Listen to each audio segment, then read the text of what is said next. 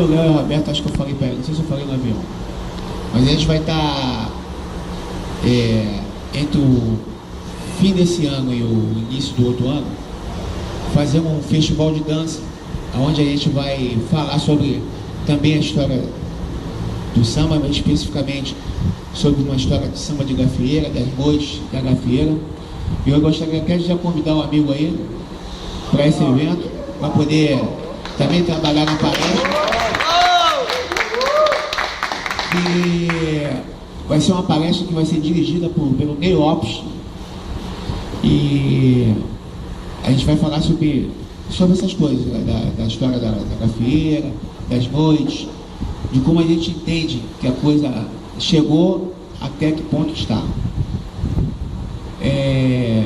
O que eu estava até falando com eles ali agora, assim como ele falou, sobre tudo isso que ele estava falando, e às vezes gera uma discussão sobre isso, sobre aquilo, sobre o samba, geralmente o que mais gera discussão hoje em dia quando se fala do samba é sobre o samba que as pessoas dizem samba tradicional e o samba funkeado, né? E eu só vou dizer o que eu penso. O que eu penso não quer dizer que seja a verdade, gente, tá? Eu vou deixar bem claro isso, principalmente porque eu respeito muito a opinião de outras pessoas, né? Principalmente baseado muito no que ele falou aqui, que eu fiquei muito atento a toda a palestra que ele deu aqui, e ele falando evidentemente sobre a origem. Então eu vou começar dizendo sobre o samba que as pessoas falam que é tradicional, hoje, de gafieira. Eu quando comecei a dançar esse samba, eu não qualifico ele como samba tradicional. Eu qualifico ele, eu nomeio ele como samba original, de gafieira, não tradicional, porque é uma honra também ser chamado de tradicional, porque se fala sobre uma tradição. Mas o nome que se dá é samba original. Por quê? Porque ele vem das origens de quando foi feito as gafieiras. E para muitos que não sabem, como ele acabou de falar aqui agora, tudo acontece porque tem um gancho. Mas nas gafieiras antigamente, quando os dançarinos dançavam, não existia gancho. Não se saía do lado da dama. Era tudo dançado de uma maneira de frente, era o abraçar. Assim, quando começaram a entender, ou começaram a falar sobre samba de gafieira, que não existe esse nome, gafieira é o nome que se dança, o lugar onde se dança. Ficou nomeado como samba de gafieira porque era o samba que se dançava na gafieira. E esse samba não existia gancho. O que é o gancho? É mais uma influência que surgiu, que provavelmente muitos dizem, eu não sei, porque eu sou muito novinho ainda, né? Que veio do tango, pode ser que tenha vindo, né? Mas que foi uma coisa legal, por quê? Porque deu uma abertura para que pudesse ir mais à frente com relação a figuras, a modo de se expressar o corpo, e principalmente a tempo de dança. Tempo que eu falo é tempo de maturação. Não, o tempo mesmo de como você divide a música, musicalmente falando. O estilo que eu ensino e que eu desenvolvi foi pensando nisso. E eu comecei a ver o que eu fazia. E eu cheguei à conclusão que quando eu dançava, os elementos que eu usava, eles eram em tempo e em contratempo. Então quando ele disse a escovinha, que a escovinha, basicamente, de repente ele achou que veio do chorinho, eu não sei, porque o chorinho se dança muito em contratempo. Mas eu pensei no chorinho quando eu comecei a criar essas escovinhas. Eu pensei justamente nisso, num grupo, onde a gente coloca figuras de tempo e num grupo onde a gente coloca figuras de contratempo. E a figura da escovinha, que é uma figura do grupo de contratempo, ela veio da onde? Da família do puladinho, da família do pica-pau e assim por diante. A figura de tempo, ela veio da figura do balanço, do cruzado, do balão apagado. Então, gente,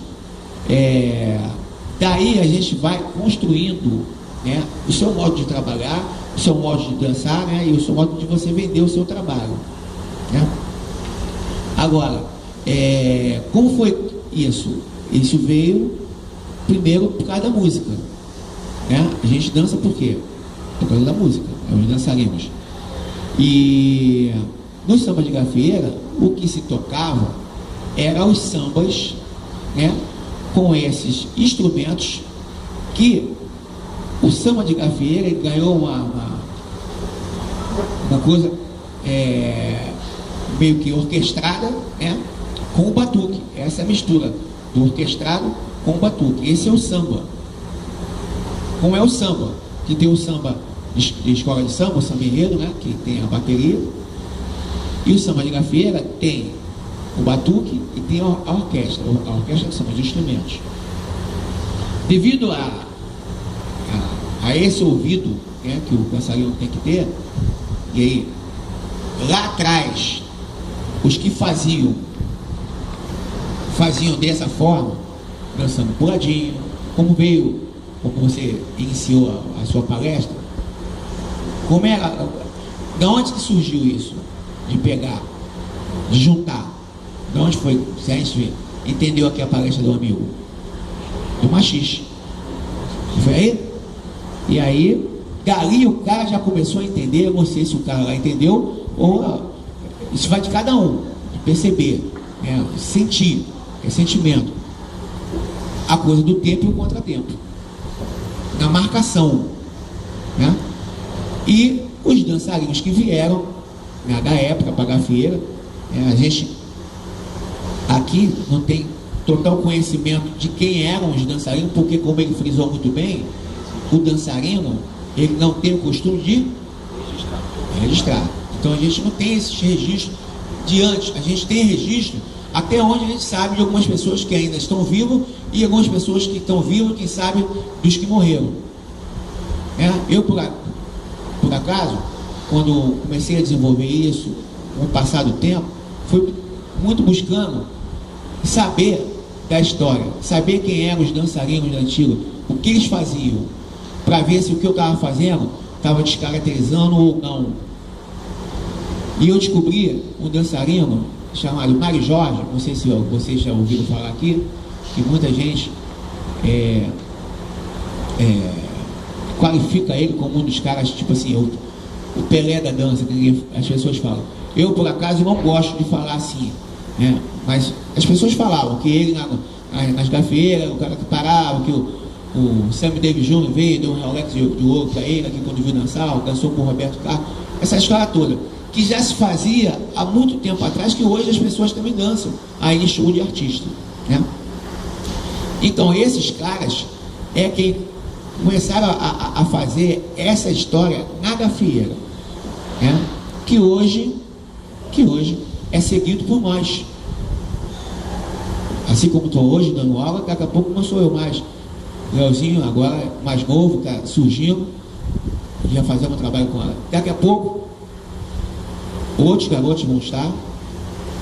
É toda uma sequência que vai se levando da vida, mas de uma história do passado, né? Então eu acho importante, gente, a gente, como ele falou aqui agora, é muito bacana a gente saber da história do Pixinguinha, da Chiquinha Gonzaga, mas a gente tem que saber também quem é que defendeu essa nossa bandeira, que hoje nós estamos sentados aqui para falar sobre isso, e saber o que eles fizeram para que eles pudessem aqui hoje até ser mais respeitados, porque na época dele nem isso eles eram. E hoje nós estamos fazendo uma coisa que eles também não faziam. Eu, por exemplo, sustento família com dinheiro de dança. Naquela época não era possível fazer isso. Então, gente, eu acho muito importante quando a gente chega num momento como esse, antes de discutir, que muitas vezes a gente discute se o samba funkeado é melhor que o samba tradicional. Eu acho que isso aí é tão pequeno que a gente perde de a gente entender por que nós chegamos a esse momento, que na verdade é apenas o que? A maneira, quando eu falei para ele ali agora, eu não quis te consertar de nada, só para dizer que é estilo de dança, assim como ele hoje, por exemplo, dança um estilo funkeado, que na minha visão, ele já está com um estilo até diferente dos garotos que dançam o estilo funkeado.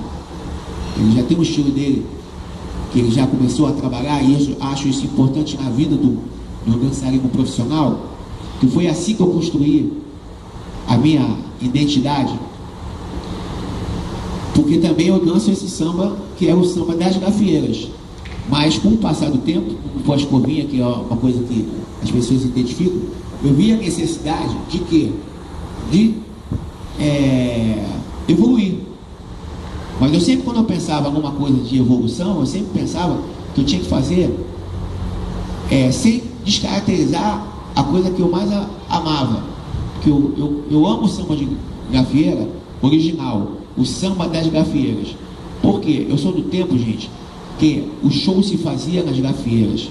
Não tinha palco. Hoje, graças a Deus, é um avanço isso, a gente poder dançar no palco. Isso muito em função de algumas pessoas atrás também, que fizeram isso no Rio de Janeiro, como foi o João Carlos Ramos, da Ciaérea de Dança, que levou a dança para o palco. Antigamente, os shows, eu sou do tempo ainda que o show se fazia na gafieira. Então, qual foi o avanço nisso? Apareceu mais uma oportunidade de fazer com que a dança fosse reconhecida, que é o quê? A dança de palco. Não é? Mas o que eu acho importante também é o dançarino saber valorizar isso, já que hoje a gente vive também desse recurso, a gente vive do dinheiro, disso, a gente se tornou profissional, de saber separar o que é a dança do baile e a dança do show. E a dança do baile é a dança que faz com que a gente divulgue para as pessoas que ainda não sabem, passar a ter o interesse de gostar, porque é um processo. Você entra no baile, você dança, você desenvolve e descobre que você tem um talento para se apresentar. Então não pode ser já pelo show, tem que ser pelo baile. Então o que eu vejo hoje, que está faltando um pouquinho com relação ao passado, é um pouquinho da falta de valorização às festas. Eu acho que a gente tem que chegar na festa e a gente saber curtir essa festa, a gente dançar de uma maneira prazerosa, com sentimento, com vontade. Eu não tenho nada contra o dançarino contratado, até porque, gente, também foi uma forma de fazer com que outras pessoas se integrassem. Porque muitas vezes a gente sabe que o cara chega ali, tem uns que já tem preguiça de dançar, e tem outros que gostam de dançar só com quem acha que vai ser legal. E quem está entrando, que ainda não sabe, o que acontece? Toma chá de cabelo. Então, desde esse momento, o que acontece? Esse novo momento que surgiu, também é um momento benéfico. Por quê? Porque faz com que a pessoa tenha a oportunidade de também estar no salão. E aí é um investimento de cada um. Se a pessoa quer pagar 60, 70 pelo dançarino, até porque, gente, para muita gente que não sabe, que acha que essa dança contratada é de hoje, não é. No passado, já da época dele que ele explicou, já existia. Antigamente se chamava no Rio de Janeiro um clube chamado Dance. Só que é o contrário. O cavaleiro é quem furava um cartão para dançar com a dama, que, desculpe falar, que na época era a prostituta. A prostituta é que dançava com os dançarinos do Rio de Janeiro, com quem quisesse dançar. Só que você pagava pela dança. Hoje mudou pelo interesse maior da dança, né? E os cavaleiros que hoje, os homens hoje, que se interessaram pela dança, porque antigamente dança para muitos era uma coisa afeminada, não era uma coisa para macho, né? Como diz aqui vocês aqui, né? O macho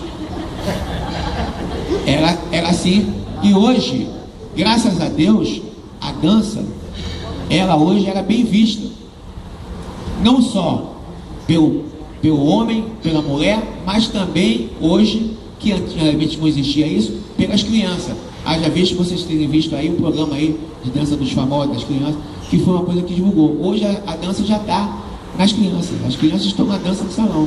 E isso também foi um avanço para a gente, entende?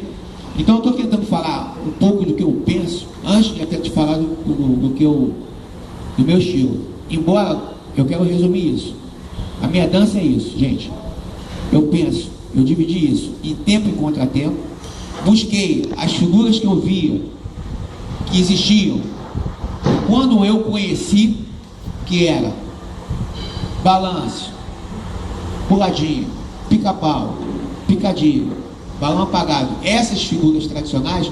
E no meu trabalho eu coloquei, gente, eu coloquei uma roupagem nova dentro dessas figuras, tipo, essa aqui é filho do puladinho, essa aqui é filho do pica-pau, essa aqui é filho do balão apagado, a da letra, do peão, e aí eu fui construindo a minha história.